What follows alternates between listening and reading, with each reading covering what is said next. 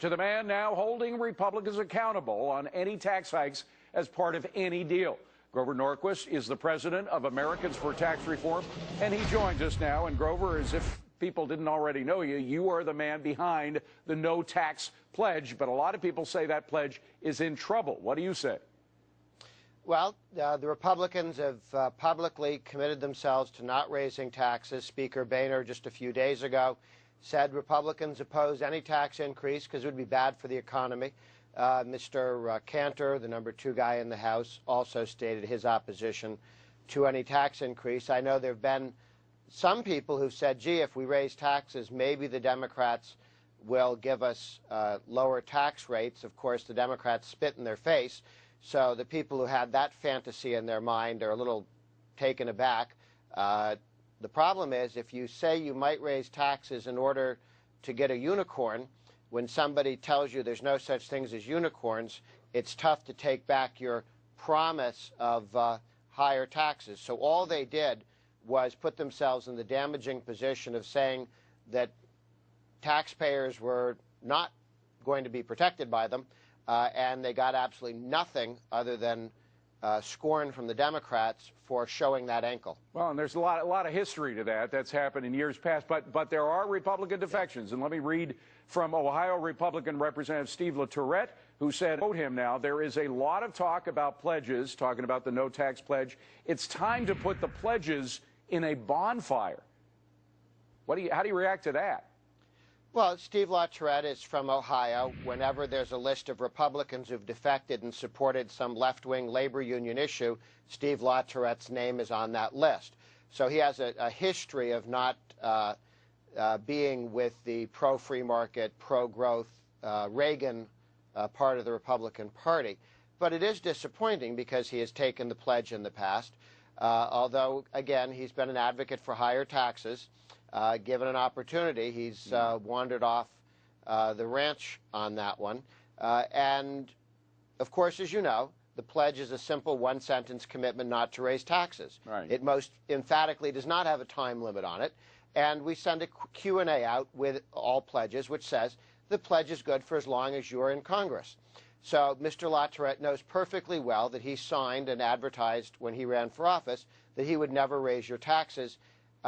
If he wants to go back on that, he doesn't need to talk to you and me. Right. He needs to look the people in Ohio in the eye and say, you know, when you voted for me, I lied to you. I lied my way into office. Well, presumably, I'm going to do what I GD want. Presumably, some people voted for him on the basis of that pledge. I don't know how many, but presumably some did. You are used to being a target of Democrats, of course, but there's a particular turn in the way they're attacking you and the way they're attacking people who've signed the pledge and accompany you with the pledge that it seems a little different and may be paying off for the Democrats. Let me just play a shot of Senator Harry Reid and the way he's attacking you and ask you whether it's having any effect. You'll have to admit, it is a little disheartening to read the stuff to you I read from Grover Norquist. What should the American people take away from this if you sound so dejected?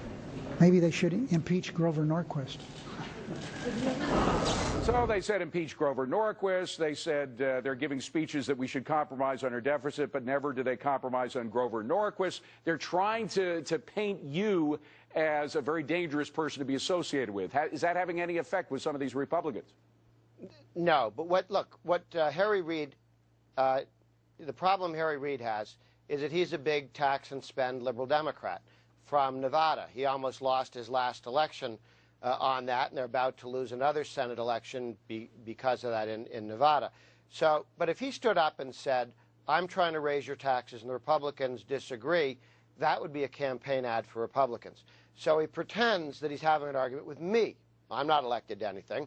I run a taxpayer group.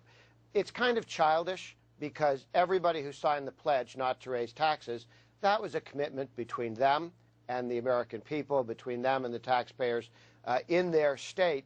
Harry Reid is trying to get around the fact, talk about anything other than the fact that he wants to raise taxes so Obama can keep spending, and the Republicans are saying no. That's why the Democrats will lose the Senate in 2012 unless Harry Reid can talk the Republicans into slashing their wrists and raising taxes. All right. Now, we've said raising taxes many times. We haven't talked about tax rates as opposed to tax revenue. A lot of people, and Simpson Bowles is all about this, lowering the tax rates, but getting rid of a lot of the deductions, and that it might actually even bring in more tax revenue. Are you okay with that? The Simpson Bowles proposal, of course, was never completely written down, never put into legislative language. However, in outline form, Paul Ryan looked at it. He was on the committee, voted against it, because Congressman Paul Ryan of Wisconsin said Simpson Bowles was a $2 trillion tax increase over the next decade, massive increase. The Heritage Foundation says it's actually a $3 trillion tax increase, with the spending restraint largely phony.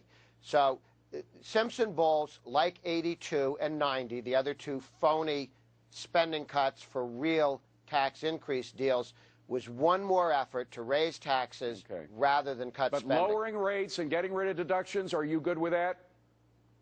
As long as it's revenue neutral. Oh, yes. Okay. Simpson Bowles is a massive tax increase, though. Right. We should have tax reform, such as Rick Perry has put forward, or Mr. Romney, a number of, Paul Ryan, all dramatically reduce rates, broaden the base, and do not raise taxes. Grover Norquist, good to see you, my friend. Thank you very much. Sure.